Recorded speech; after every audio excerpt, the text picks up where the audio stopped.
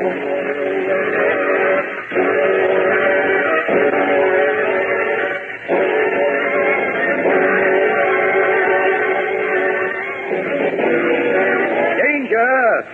Grainger.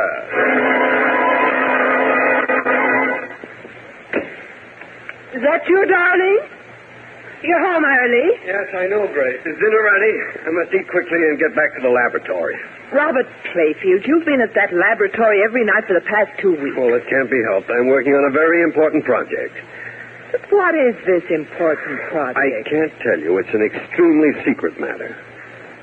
May I go over to the laboratory with you? No, that's impossible. I'll be back around midnight. Robert. Now, what is it now? I've told you all I'm going to. This note. I found it crumpled up in the wastepaper basket in your room. Grace, have you been snooping through my things? Yes, I have. And I think I'm entitled to an explanation. Just why would anyone write you a letter threatening to kill you?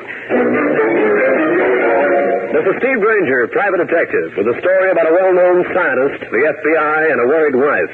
A combination which had me going dizzy. In just a moment, I'll take you back to one of my most interesting cases.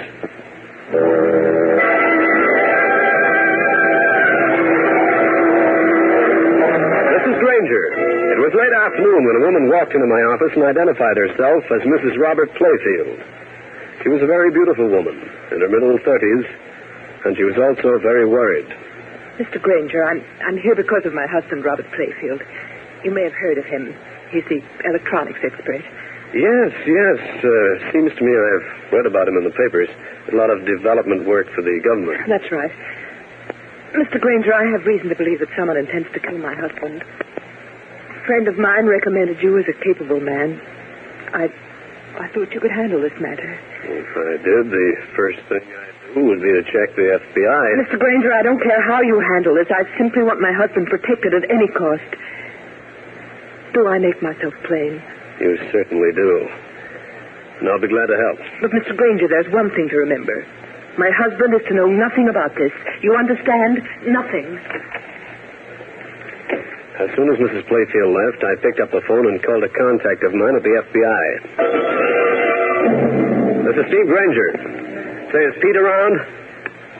Thanks. Hiya, Pete. What do you got in Robert Playfield, the electronics expert? I see. You keeping an eye on him? Of course I've got a reason for asking. His wife was just in here. She hired me to see he didn't get hurt. Sure. Yeah, I'll be around. I hung up, got on my coat, and beat it over to take a look at Dr. Playfield's laboratory. His research spot was on the lower west side, located on an inconspicuous side street. It was as gloomy as the morgue, even at this hour of the day. The street was deserted, except for a derelict who moved up to me. Hey, mister. What do you want? Can you spare 2 bits for something to eat? 2 bits? What are you doing in this neighborhood? Looks like pretty poor pickings for a handout. I just happen to be here, that's all. Here. 2 bits. Thanks, mister. You're a real pal. I watched him shuffle off. He might have been a derelict, but I had a glimpse of sharp brown eyes peering at me from a decrepit old hat. I decided to check further on him. Hey, you! Wait. What you want? Come back here. What's the matter? Okay, pal, get this. I'm a licensed private eye. Turn out your pockets. I want to find out who you are. I ain't done nothing, mister. Turn out those pockets or I'll do it for you. Sure, mister. Just a second. Haven't got a gun, at least. Me, I wouldn't know what to do with it. Come on, get going with the pockets. Oh, here, mister. Half a loaf of bread. I got some sausage, too. Got a wallet? Wallet? What would I do with a wallet? All I got is this dough, 60 cents. What's your name? Bill Walker. Where do you live? The Senator Hotel in the Bowery. Okay, let's go. Where? Never mind the questions. Let's go. I held on untied to the guy and called the FBI. Told him I'd found a character behaving suspiciously, hanging around Playfield's laboratory. Then I waited till they showed up and took the derelict off for questioning. I went back to patrolling the street where Dr. Playfield had his laboratory, to the point where my toes began to resemble frosted eclairs. Then I had an idea for a man to relieve me, a taxicab driver pal of mine named Frankie Smith. I used him occasionally on stakeouts of this kind. I got the hacky down to the corner of 11th Avenue and 12th Street, told him what I wanted. After which I went uptown to my office and draped my lower extremities over a radiator. 3 hours went by, and the door opened. Hey, what are you doing up here, Frankie? I told you to keep an eye on Dr. Playfield. Grainger, you're looking at what I term an abject failure. What happened? Well, like you tell me to, I watched Playfield's laboratory. I park my hack on the corner, and when things get chilly, I climb inside, toast my Never coat. mind the build-up. What happened? Well, I'm sitting in the car, like I said. All of a sudden, this man Playfield walks out his front door. He beats it down the street towards me. Well, I'm lost. If I follow him, I have to leave my cab. Oh, you followed him in the cab? No, because when he gets to my corner, he motions me over. Now, this looks good to me, so I accept his call. He tells me 55th Street and 6th Avenue. Frankie, cut the verbosity. How did you lose Dr. Playfield? Simple. He climbs out of 55th and 6th Avenue. I run the cab into a hack stand and take out after him. I stayed glued to him to kind of freak. Yeah, go on. Only I become unstuck. He walks into a drugstore through the only door. I wait outside. He comes charging out like a cat with a turpentine tail and brushes me off my feet. So by the time I recover, he is but gone. Well, that's just great. As a watchdog, you're about as useful as a 4-week-old kitten. Out.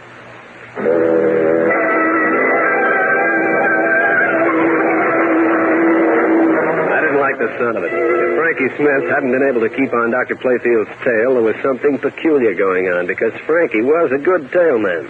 I decided to check and dialed the doctor's number. He answered the phone himself. I muttered the wrong number and hung up. So he's home, huh? Well, you sure got yourself into a panic for nothing. Zip your lip, my fancy friend. Here, this is Playfield's address, out on Long Island. Get out there and keep an eye on the place all evening. I'll relieve you at 10 o'clock. Care to set your watch with mine? Get out there, I said. Okay, Simon Legree, I'm going. Frankie left the office. I grabbed myself a quick bite of food at a corner beanery, went back towards 11th Avenue and 12th Street. In the half-gloom of early dusk, the laboratory looked even worse than during the daytime. I stopped at one of the windows, but the black paint on it eliminated any chance of looking inside. And suddenly there was a voice from behind me. What's your name? Who are you? What are you doing down here? Why? Federal Bureau of Investigation. Oh, pardon me. Here's my card. Steve Grainger, license number 2486. Okay, Grainger, you know how it is. Forget it. What happened with that Bill Walker I had you fellas take downtown? I don't know. Pete was still interviewing him when I left.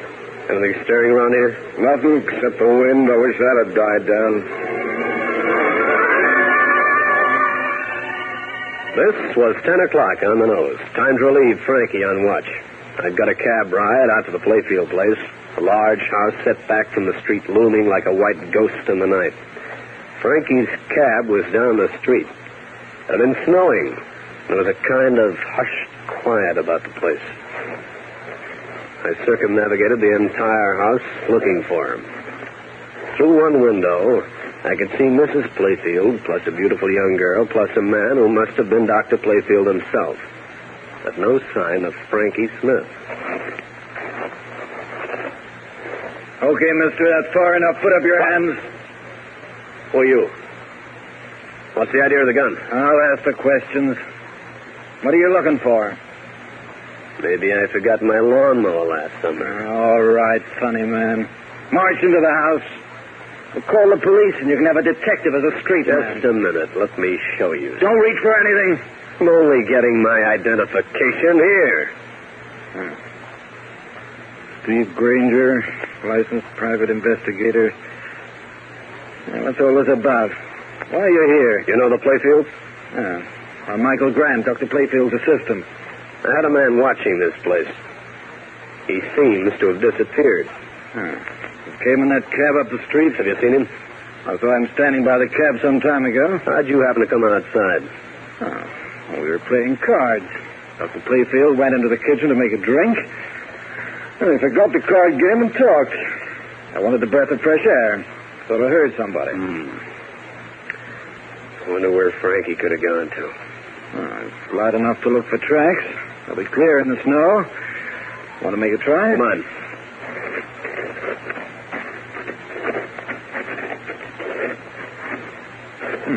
Here are some that don't belong to us. Yeah. Yeah, they lead over that way.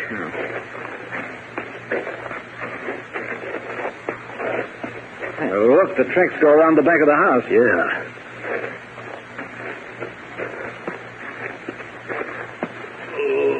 Did you hear that?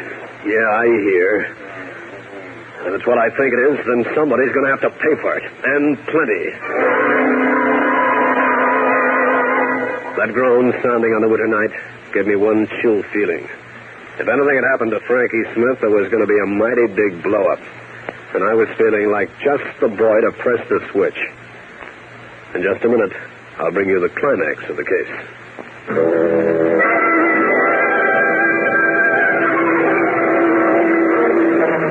When we heard the groan coming from the back of the Playfield house, Michael Grant and I crunched fast through the snow. All the time, I couldn't help a feeling of apprehension. And then we saw it, a figure behind a woodbox. As we raced up, I recognized Frankie Smith, trying hard to raise himself onto his feet. Frankie, are you all right? Oh, my head. Who hit you? You think I got eyes in the back of my head? Oh, they came up from behind you, huh? Oh, yeah. Well, come on. I better get you to a doctor. Grant and I loaded Frankie into his cab, and I drove him to a doctor. While the medico was making his checkup, I called Cal Hendricks. Hiya, Steve. How's the mayhem and murder business? Save the comedy for your newspaper pals, will you? Listen, Cal, call the FBI for me, will you? Sure, Stevie. What's up? Just ask for Pete and ask him to run a quick check on a man named Michael Grant. He's a sort of assistant to Dr. Robert Playfield. Playfield, the electronics man? Yeah. Look, do you have to ask so many questions? Well, how do you think I make a living? I know how you make a living, my friend, out of my sweat and tears. I get myself beaten up regularly, and you get the story. Well, one of us has got to come out with something. Get on to the FBI, Cal. And tell them to call you back. I'll drop by and find out what they tell you. Okay, Stevie. Oh, one thing. Yeah. Don't be too careful in dark alleys, will you? Give the hoods an even break. Otherwise, I don't eat this week. I hung up and went back to the doc, who was fetching up Frankie Smith. The cabbie was okay, so we got back into his taxi, and he dropped me off at my place. The following morning, I was in my office bright and early. I checked with Cal Hendricks, found the FBI had given Michael Grant a clean bill of health. Then I got my first surprise of the day. Dr. Robert Playfield walked in and started talking without preamble. You are Steve Grainger, are you not? I am, Dr. Playfield. Mr. Grainger, my wife has told me about employing you. At first, I was inclined to be angry at her interference, but when I remembered what happened last night, I agreed with her. Oh, what happened last night? It was at our place in Long Island. First, I noticed a taxi parked up the street. The driver was watching the house. Oh? Later, Michael Grant went outside. He was gone for some time. When he returned, he was quite evasive. Michael Grant? He's been my laboratory assistant lately. However, just recently, I've begun to distrust him. Why? Well, I can't tell you precisely. It's just a feeling. He's too curious about my work. He snoops around. He gets into things that are confidential. Frankly, my work is highly secret. If this invention were to fall into the wrong hands, it would be disastrous. Do you want me to accompany you to the laboratory? Oh, that won't be necessary. However, my wife is giving a costume party tonight. One she's planned for months. In spite of being extremely busy, I have agreed to be there. I want you there, too. What time? The party gets underway at 8. I'll be there at 7.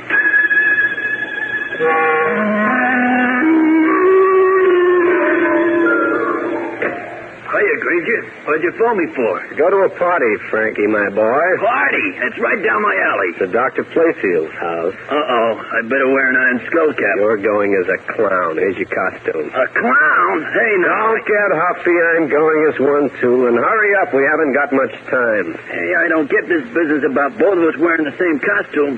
Hey, do I have to wear the mask that goes with it? You certainly do.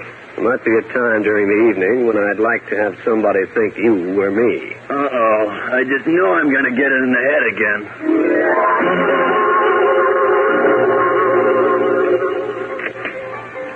Mr. Grainger, I'm so glad you could come. Evening, Mrs. Playfield. May I present Frankie Smith? How do you do? Hiya. He's acting as my assistant. Oh, come in, please. Darling, Mr. Grainger's here. Oh, glad to have you, Grainger. Grainger, my suspicions regarding Grant are becoming stronger every minute. Please be very alert this evening. Dr. Robert Playfield was attired in a fake suit of armor that added a grotesque note to the conversation.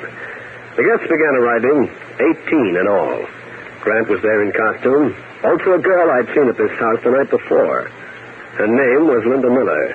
Her job, Playfield's private secretary. A while later, Dr. Playfield motioned to me, and I followed him. What's wrong, Dr. Playfield? Close the door, please. This morning, I told you that I'd been working on a very hush-hush device for the government. It happens to be an improvement on the present guided missile. So, I have developed a new electronic follower, the performance of which has amazed everybody. Go on. What I didn't tell you this morning is that I have been approached several times by other interests. How were these approaches made? Oh, telephone calls, letters, and so forth. Recently, these people, whoever they are, have become more than insistent. This is the latest threat. I just found it on my desk. You have 1 hour in which to make up your mind. You found this on the desk? You don't know how it got there? No? I'm afraid, Dr. Playfield, that this is out of my hands. I'm telephoning the FBI. I told Playfield to rejoin his guests and say nothing. Then I suited my action to my words. It took me almost a half hour to find Pete, the federal man, and make my report. I barely hung up when I heard it. I was out of that study and into the living room quicker than a dog after a bone. All right. Who screamed here? Mr. Grainger, in the alcove. The guy in armor.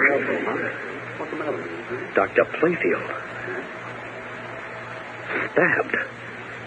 Is he? Doesn't seem to be any pulse. Let me lift his visor. Michael Grant. Playfield? Yeah. But how did he get into your husband's costume? I don't know. Robert was wearing it when he was here a little while ago. I heard a lot of commotion in here. Grainger, what's going on? Frankie, where are you been? What's the matter with you? I feel awful sleepy, Grainger. Awful sleepy. You've been drinking. What home? A nice girl. Linda Miller. Awful nice girl. She gave you this drink? Yeah, I go lie down. Is he drunk? Hardly. Somebody gave him a Mickey. You mean poison? Knockout drops. Now, look. Herd these guests into the other room. Nobody is to leave the house. I'll put Frankie on this couch. And Mrs. Playfield? Yes? Tell your husband I want to see him right away.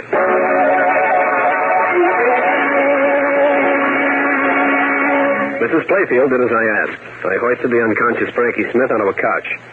This room, like most of the others, had a telephone.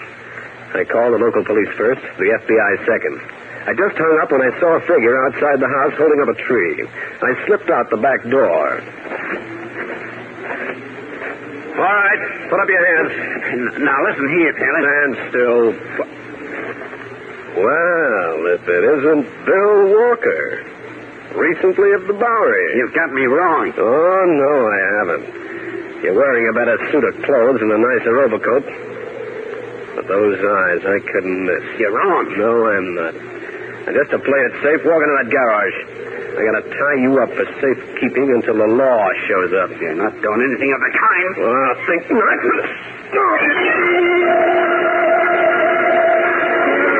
I dragged Bill Walker into the garage, found a length of clothesline, and tied him up. Then I went back to the house looking for two missing people. Linda Miller, the doctor's secretary, and Robert Playfield himself. Grainger.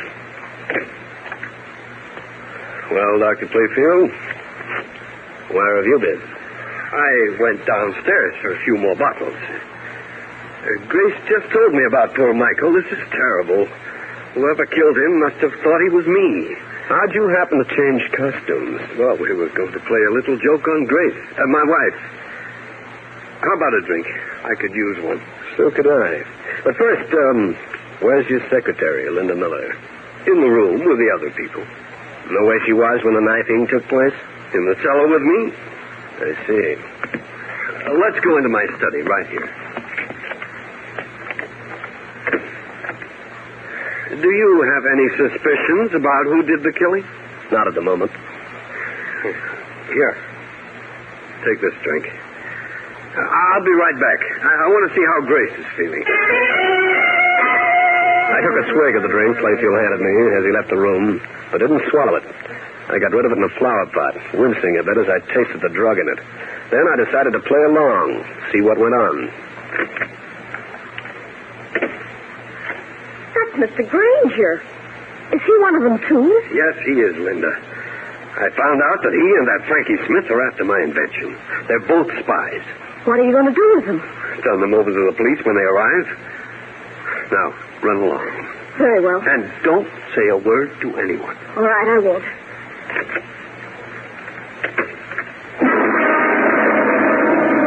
I lay in a semi-recumbent position, pretending to be unconscious.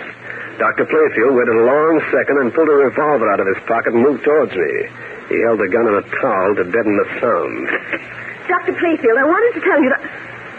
What are you doing with that gun? He might come to and get violent. Now, please stay out of here. You were going to shoot him, weren't you? I'm going out and tell... Oh, no. You're keeping that pretty mouth shut. What are you choking me? Hold it, Playfield. Grainger, I thought you would. Sorry to disappoint you. Why, you... Hold it, Playfield. What? I'm Carlson, Federal Bureau of Investigation. You're under arrest for the murder of a federal agent. No. Well, friends, that's the story. I'll be back to wrap up the case in just a minute.